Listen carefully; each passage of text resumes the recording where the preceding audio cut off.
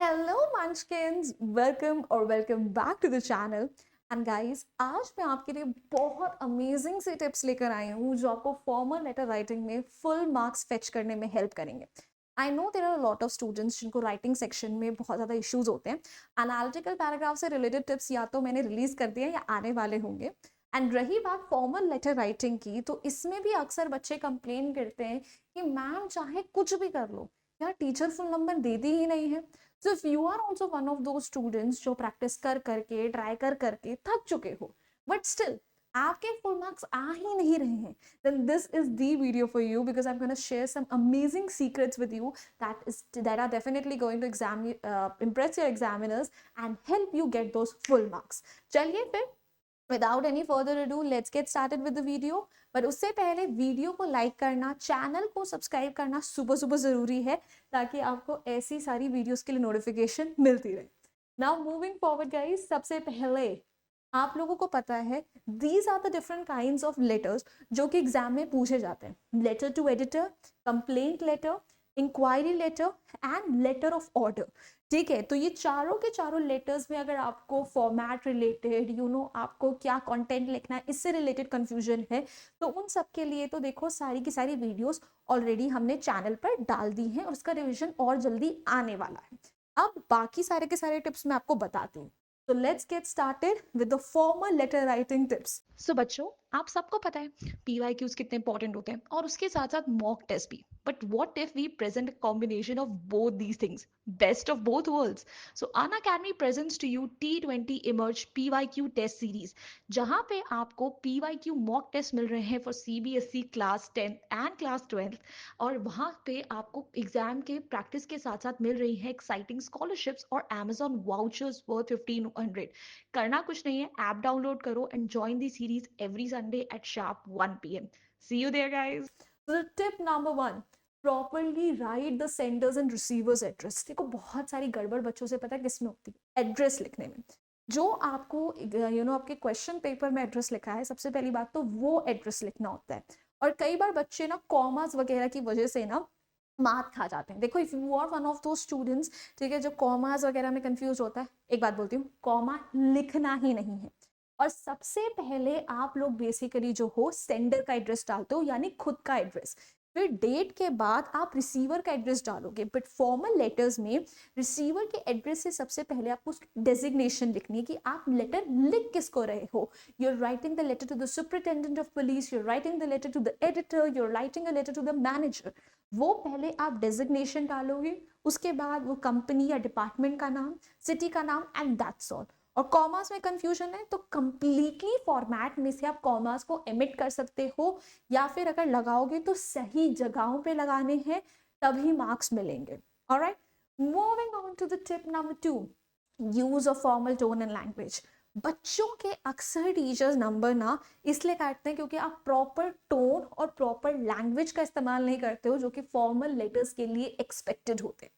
Formal letters में you cannot use your informal words, informal language. ठीक है, सो अगर आपको प्रॉपर टोन, प्रॉपर कैसी लैंग्वेज लिखनी है ये सब जानने, तो I would really urge you कि जाके मेरी वीडियोस को चेकआउट करो जो लेटर से रिलेटेड हैं। That's gonna give you a good idea. जैसे कि आपको पैसिव वॉइस को ज़्यादा प्रेफरेंस देनी होती है, ओपनिंग लाइंस को कैसे लिखना होता है। ठीक है, अगर आप उन्हें बोल रहे हो कि वो कोई चीज़ कर दे तो how would you request them. ठीक है, दैट इज़ द एक पूरा लहजा होता है, उसका भी एक प्रॉपर आपके नंबर मिलते हैं। ठीक है, तो उस चीज़ को प्लीज़ चेकआउट करें। Then have a proper opening and closing. Nothing impress your examiners like a good and unique opening and closing lines. तो भाई बहुत सारे बच्चे ना लेटर्स की वही घिसी पिटी ओपनिंग और क्लोजिंग लाइंस लिखते हैं कि मतलब लेटर टू एडिटर के लिए लिख दिया कि that through the columns of your esteem newspaper. ये तो मतलब पता नहीं कितनी जनरेशन से चल रही है, या this is to bring to your notice. बेटा प्लीज ये घिसी पिटी लाइनें यूज करना छोड़ दो और कुछ अलग सी ओपनिंग एंड क्लोजिंग लाइंस लेकर आओ। And if you want to know all those opening and closing lines, तो उसके लिए एक सेपरेट वीडियो है चैनल पे। All you got a search is unique opening and closing lines for formal letters by ocean ma'am. हर लेटर type के लिए आपको यूनिक ओपनिंग और क्लोजिंग लाइंस मिल जाएंगी। एंड मैं एक्सपीरियंस से बता रही हूँ, मेरे जितने बच्चों ने वो ओपनिंग और क्लोजिंग लाइंस यूज करी हैं उनकी एग्जामिनर्स एक्चुअली इंप्रेस हुए, तो आप लोग भी ज़रूर ट्राई करना। Moving ahead, do not deviate from the topic and write to the point. Letter है, ऐसे नहीं है। बहुत सारे बच्चे 200-200 वर्ड्स का, 250-250 वर्ड्स का लेटर लिख कर आ जाते हैं। कुछ नहीं करना है, टू द पॉइंट लिखो। आपको पता होना चाहिए कि आपका लेटर 3 पैराग्राफ्स में डिवाइड होगा। इसके भी नंबर कटते हैं। आपके सीबीएसई की मार्किंग स्कीम में लिखा गया है कि प्रॉपर पैराग्राफ स्ट्रक्चर चाहिए, opening paragraph, body and closing paragraph. Opening paragraph में खुद को इंट्रोड्यूस करो, टॉपिक को इंट्रोड्यूस करो। अपने बॉडी वाले पैराग्राफ में सारे के सारे रेलेवेंट पॉइंट्स बताओ, वो उस चीज के ऊपर इलेबोरेट करो। थर्ड पैराग्राफ में you can either give some suggestions, you can request the authorities, you can request the address person to take actions accordingly whatever you are demanding of them, and that's all। भाई 100 to 120 words के letter के लिए आपको बहुत बड़ी घटनाएं लिखने की जरूरत नहीं है। ठीक है, जो बॉडी लिख रहे हैं ना, अगर उसमें आपके पास कुछ रेलिवेंट इंसिडेंट्स हैं when it comes to letter to editor, तो वो जरूर डालना, क्योंकि वो भी काफी ज्यादा इम्पैक्ट क्रिएट करता है। Moving ahead, write in points whenever necessary and give relevant context wherever needed। देखो, जो आपका लेटर ऑफ ऑर्डर होता है, लेटर ऑफ इंक्वायरी होता है, उसमें जो आपका बॉडी वाला पैराग्राफ है ना, उसमें आपको प्रॉपर लाइन बाय लाइन लिखने की जरूरत नहीं है।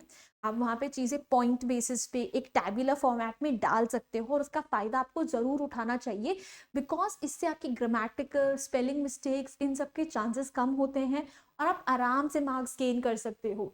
और जहाँ पर भी कॉन्टेक्स्ट की ज़रूरत हो ज़रूर दो। जैसे जब आप ऑर्डर या इंक्वायरी वाले लेटर्स में लिख रहे हो, you should give the context कि आपको उनके बारे में कैसे पता चला। This is with reference to a telephonic conversation और योर एडवर्टीजमेंट इन न्यूज़पेपर। ठीक है, ये सब चीज़ें आपको मेंशन करनी पड़ेंगी, वरना इन सब चीज़ों के भी नंबर कटते हैं। और जो ऑर्डर वाले लेटर्स होते हैं, इंक्वायरी वाले लेटर्स होते हैं, उसमें ये मेंशन करो ऑर्डर कब तक डिलीवर होना चाहिए, इंक्वायरी का रिप्लाई आपको कहाँ कर सकते हैं, contact number, something like that. ऐसी चीज़ें आपको मेंशन करनी पड़ेंगी। नेक्स्ट गाइस, अच्छा दैट्स इट। सो देखो, these were all the tips. देखो, पता भी नहीं चला वीडियो खत्म हो गई। तो बच्चा बैठी, these were all the tips that I had in store for you. और आपको देखो, अगर बहुत सारे अच्छे अच्छे क्वेश्चंस प्रैक्टिस करने, नोट्स चाहिए, तो ओशन मैम को अनअकैडमी में फॉलो कर लो और जाके हमारे रिविजन बैच में एनरोल हो जाओ, सब कुछ मिल जाएगा। And yeah, that's it from my end. I really hope you enjoyed this video. You found it helpful. If you did, hit the like button, share it with your friends, and do not forget to subscribe to our channel. I'll see you next time. Until then, bye-bye. Hasta la vista. फिर मिलेंगे पढ़ते पढ़ते। Unacademy. Let's crack it.